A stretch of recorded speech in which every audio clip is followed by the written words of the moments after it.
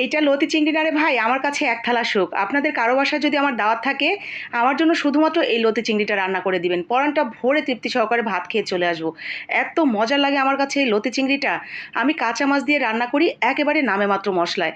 যারা কচুলতি খেতে পছন্দ করেন একবার হলেও আমার রেসিপিতে রান্না করে দেখবেন, আশা করি ভালো লাগবে। পেঁয়াজ কুচি, মরিচ কুচি, রসুন কুচি, স্বাদ মতো লবণ, হলুদের গুঁড়া, মরিচের গুঁড়া, ধনিয়ার গুঁড়া, খুবই সামান্য। আর রান্নার তেল দিয়ে ভালো করে মেখে নিব।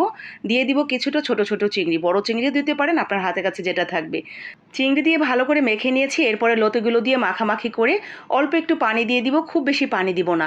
অনেকটা বেশি পরিমাণে লতিতে যদি পানি হয়ে যায়, লতির টেস্ট কিন্তু নষ্ট হয়ে যায়। বলক চলে আসলে আমরা ঢাকনা দিয়ে অল্প আঁচে রেখে দিব। মোমের মতো গলে যাবে, কিন্তু আস্ত আস্ত থাকবে লতিগুলো। এতটা পারফেক্টভাবে হবে, এটা দিয়ে পরাণ ভরে তৃপ্তি সহকারে ভাত খেতে পারবেন।